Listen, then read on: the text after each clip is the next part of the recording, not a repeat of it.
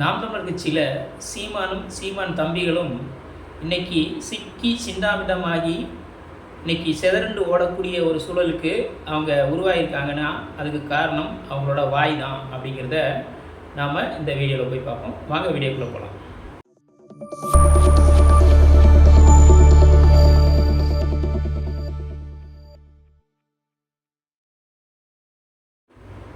வணக்கம். தமிழ்நாட்டில் தமிழ் தேசிய தலைவர் பிரபாகரன் அவர்களை போய் பார்த்து நேரடியாக சந்தித்து பேசினவங்கள நிறைய பேர் இருக்காங்க. அதில் பார்த்திங்கன்னா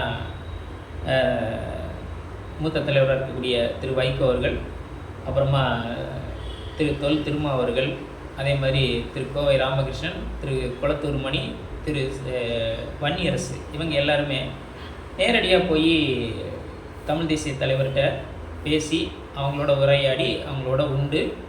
அதே மாதிரி அவங்க என்னென்னலாம் சொன்னாங்களோ அதை வந்துட்டு அதுபடி நடந்துக்கிட்டு இருந்தவங்க தான் இவங்கெல்லாம். அப்படி இருக்கக்கூடியவங்க தமிழ் தேசியத்தின் மேலே மிகப்பெரிய பற்றுதலுக்கு உரியவராக தான் இன்றைக்கு வரைக்கும் அவங்க இருக்கிறாங்க. அப்படி இருக்கக்கூடியவங்க என்ன பண்ணுறாங்கன்னா, தேசிய தலைவரை பற்றி பேசும்போது எங்கேயும் அவமரியாதை செய்ய மாதிரியே பேசுகிறதே கிடையாது. ஆனால் தமிழ்நாட்டில் சீமான் ஒரு சில்லர் இருக்கான்.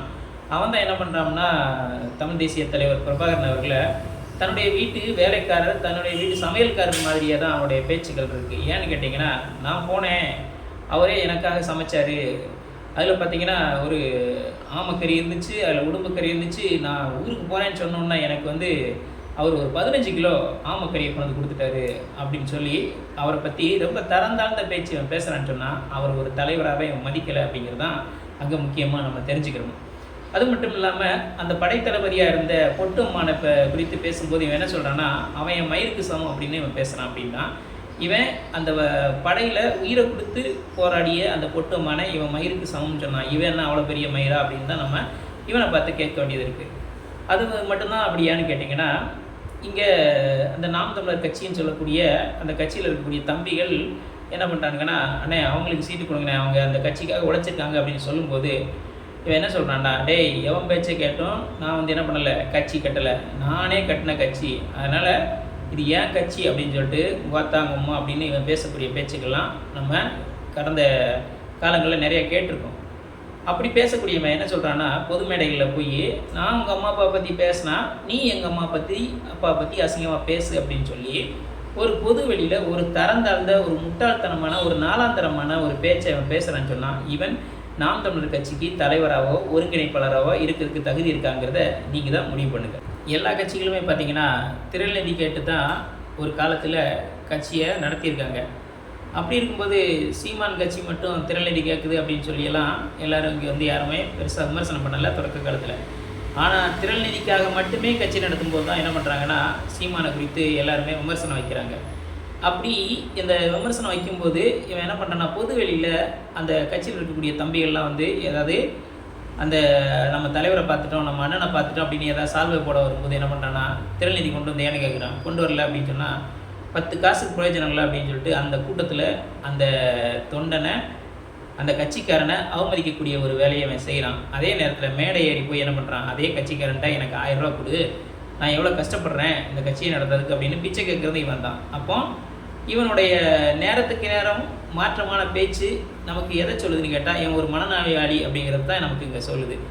அது மட்டும் இல்லாமல் தமிழ்நாட்டில் பெண்களுக்கும் இங்கே குழந்தைகளுக்கும் அதே மாதிரி கல்லூரி படிக்கக்கூடிய பெண்களுக்கும் குழந்தைகளுக்கும் இந்த 1000 ரூபா அப்படிங்கிற ஒரு திட்டத்தை கொண்டு வந்து இன்றைக்கி அது மிக சிறப்பாக செயல்பட்டு இருக்கும்போது அதெல்லாம் என்ன சொல்கிறான்னா, 1000 ரூபாய்க்கு பிறந்தவங்க அப்படின்னு சொல்கிறான். அந்த 1000 ரூபா வாங்கி என்ன பண்ண போகிறீங்க, மருந்து குடிச்சு சாவ போகிறீங்களான்னு கேட்குறான்.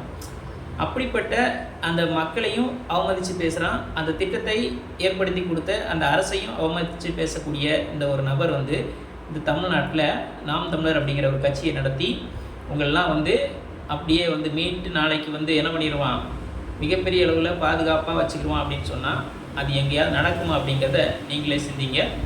அது மட்டும் இல்லாமல் பார்த்தீங்கன்னா, அவன் பிள்ளைய படிக்க வைக்கிறான், ஆனால் உங்களை படிக்க வேண்டாம்னு சொல்கிறான். நீங்கள் என்ன பண்ணுங்கள், மாட்டுக்கறியோ ஆட்டுக்கறியோ வாங்கி சாப்பிட்டுட்டு அப்படியே ஜாலியாக சுற்றுங்க, கோயிலாக போங்க, அங்கே வர்றவங்களுக்கு அந்த கோயிலை குறித்து விளக்கம் கொடுங்க, அதுக்கு நான் உங்களுக்கு 1 லட்ச ரூபா சம்பளம் தரேன் அப்படின்னு சொல்கிறோம். அங்கே அது குறித்து நம்ம விளக்கம் கொடுக்கறதுக்கு நம்ம என்ன தெரியணும், படிப்பு இருக்கணும், அது குறித்த அறிவு இருக்கணும், அது குறித்த வரலாறு தெரியணும். இதை பற்றி எந்த அடிப்படை புரிதலுமே இல்லாதவன் தான் என்ன பண்ணுறான், உங்களை படிக்காத அப்படின்னு சொல்கிறான்னா, நாளைக்கு நீங்கள் படித்து போயிட்டீங்கன்னா இவங்க கூட பின்னாடி யாரும் நிற்க மாட்டீங்க. அப்படி நிற்காமல் இருந்தீங்கன்னா அவனுக்கு கட்சி நடத்த முடியாது, திறநிதி கிடைக்காது, அவன் வாழ்க்கை ஓடாது. அப்படிங்கிறதுனால தான் உங்களை என்ன பண்ணுறான், படிக்கக்கூடாதுன்னு சொல்கிறான். அதனால் நீங்கள் படிக்கணுமா படிக்கக்கூடாதுங்கிறத நீங்களாம் முடிவு பண்ணிக்காங்க. சீமான் யாருன்னு கேட்டிங்கன்னா, ஆணவ படுகொலைகள்லாம் ஆதரிக்கக்கூடியவன். அதனால தான் என்ன சொல்கிறோம்னா, அதை குடிப்பெருமை குறைன்னு சொல்லி அதை வந்து திரும்ப திரும்ப அங்கீகரித்து பேசக்கூடிய ஒரு நபராக தான் இருக்கான். அதே நேரத்தில் சாதிய சண்டைகள், சாதிய மோதல்களை ஏற்படுத்தக்கூடிய அளவில் தான் அவனுடைய பேச்சுக்கள் இருக்குது. அப்போது இவன் வந்து எங்கே போய் பேசினாலும் அந்த மக்களை பிளவுபடுத்தக்கூடிய அளவில் தான் இவனுடைய பேச்சுக்களும் இவங்களுடைய செயல்பாடும் இருக்குது. அப்படின்னு சொன்னால், இவன் வந்து இந்த சமூகத்துக்கு தமிழ் தேசிய அடிப்படையில் நான் எல்லாத்தையும் கொண்டு வந்துடுன்னு சொன்னால், அதெல்லாம் வந்து இந்த காலத்தில் அது இவனுடைய பேச்சு இங்கே ஏற்படுத்தி தருமான்னு கேட்டால் கண்டிப்பாக எந்த சூழ்நிலையும் அப்படிப்பட்ட ஒரு சூழல் ஏற்படுறதுக்கு முகாந்திரமே இல்லை அப்படின்னு தான் நம்ம சொல்லணும். இவன் பார்த்திங்கன்னா பாலியல் குற்றங்களை எப்போவுமே ஆதரித்து பேசக்கூடியவனாக தான் இருக்கான். அதில் அந்த கேடி ராகவன், கரிக்கஞ்சி இடும்பவனம் கார்த்தி, அதே நேரத்தில் யாரெல்லாம் அதில் குற்றம் செய்கிறாங்களோ அவங்கெல்லாம் ஆதரித்து பேசக்கூடிய ஒரு நபராக தான் அவன் இருக்கான். அப்படின்னு சொன்னால் இவன் வந்து பாலியல் குற்றங்களை தொடர்ந்து ஆதரித்து பேசுகிறான். அப்போ பெண்களுக்கு எதிரானவன் அப்படிங்கிறதுல நம்ம எந்த இடத்துலையுமே கண்டிப்பாக இந்த நாம் தமிழர் கட்சியை சேர்ந்த தம்பிகள் புரிஞ்சுக்கவே மாட்டுறாங்க. அப்போது ஏன்னு கேட்டால் இதை இப்படி நம்ம சொல்ல வேண்டியது இருக்குன்னா, விஜயலட்சுமியை வந்து ரொம்ப அசிங்கமாக இன்றைக்கு பொதுவெளியில் எல்லோரும் இந்த நாம் தமிழர் தம்பிகள்லாம் திட்டுறானுங்களா, அதுக்கு காரணம் யாருன்னு கேட்டால் அது அண்ணன் தான் அப்படின்னு சொல்லி அந்த தம்பிகளுக்கு தெரியுதான்னு கேட்டால் கண்டிப்பாக தெரியல. ஏன்னா அண்ணன் யோக்கியன், விஜயலட்சுமி மட்டும்தான் தவறான பெண் அப்படிங்கிற மாதிரியான சித்தரிப்புகளில் தான் இவங்களுடைய பேச்சுக்கெல்லாம் இருக்குதுன்னு சொன்னால், அப்போ இவன் ஒரு பாலியல் குற்றவாளி அப்படிங்கிறது நமக்கு எந்த மாற்று கருத்தும் கிடையாது. இவன் பெண்களை பார்க்கக்கூடிய பார்வை என்னென்னு பார்த்தீங்கன்னா, பிசிறு, மசுறு, பிகரு அப்படின்னு தான் அவனுடைய பேச்சுக்கெல்லாம் இருக்குது. அதில் வெள்ளை பிகராக, வெளிநாட்டு பிகராக இருக்கணும் அப்படின்னு நம்ம பேசின வீடியோக்கெல்லாம் நம்ம பார்த்துருக்கோம். அப்போ இவன் வந்து இவன் கட்சியிலையோ மற்ற பெண்களையோ இவன் எப்படி நடத்தும் அப்படிங்கிறது நமக்கு நல்லா தெரியும். ஏன்னா ஒரு நேரம் பேசும்போதே என்ன சொல்லியிருக்கான்னா, நம்ம கொள்ளையில் எத்தனை பேர் இருக்காங்க, அவங்களெலாம் விட்டுட்டு இவ்வளோ போய் ஏன் பிடிச்சி அப்படின்னு சொல்லி என் பொண்டாட்டி திட்டினான்னு சொல்லி பல்ல காட்டிக்கிட்டு பரதேசி மாதிரி சிரிச்சவன் தான் அந்த சீமான்.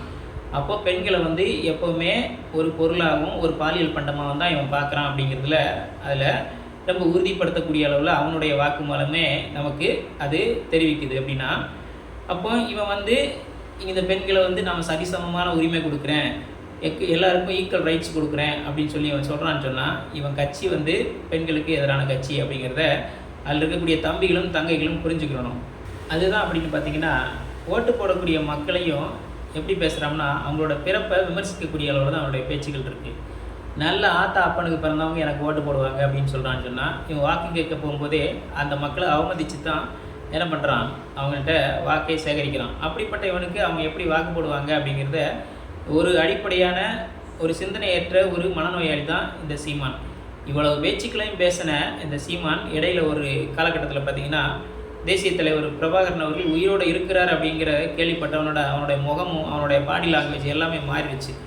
காரணம் என்னென்னு கேட்டால், ஒருவேளை அவர் வந்துட்டார்னா நம்முடைய சில்லறத்தனம் எல்லாமே தெரிஞ்சு நம்ம என்ன பண்ணுவார் அப்படிங்கிறது ஒரு பயத்தில் அவன் பதறக்கூடிய பதட்டத்தையும் அவன் கண்ணில் தெரிஞ்ச பயத்தையும் நாம் அந்த இடத்துல பார்க்குறோம்னு சொன்னால், இவன் வந்து உண்மையிலேயே இங்கே தமிழ் தேசியத்துக்கோ நாம் தமிழர் கட்சியை வந்து வச்சு தமிழ் ஈழத்தை மீட்க போகிறேன் அப்படின்னு சொல்கிறதோ உண்மை இல்லைங்கிறத நாம் அவனுடைய பாடி லாங்குவேஜ், அவனுடைய அந்த வார்த்தைகள் தடுமாற்றம் அதை வச்சு நம்ம வந்து உறுதிப்படுத்த முடியும். இதுதான் இவனுடைய ஒட்டுமொத்தமான லட்சணம். அதனால் தம்பிகள்லாம் நீங்கள் இதுக்குள்ளே போய் இவனை ரொம்ப பெரிய ஆளுன்னு நினச்சிக்கிட்டு எதாவது பண்ணிங்கன்னா கண்டிப்பாக இவன் என்ன பண்ணிடுவான், உங்களை ஜெயிலில் அடைச்சிட்டு இவன் ஜாலியாக இங்கே வெளியே தெரியக்கூடிய ஒரு நபராக தான் இருப்பான். அதனால் தம்பி தங்கிகள் ரொம்ப சுதாரித்து இருந்துக்காங்க அப்படின்னு சொல்லி இது போன்ற சமூகம், அரசியல், பொருளாதாரம் மற்றும் விளிம்புநிலை மக்களின் குரலாக ஒழிக்கும் தடி தாடிக்காரன் தடி யூடியூப் சேனலை லைக் பண்ணுங்கள், ஷேர் பண்ணுங்கள், கமெண்ட் பண்ணுங்கள், அப்படியே சப்ஸ்கிரைப் பண்ணுங்கள்.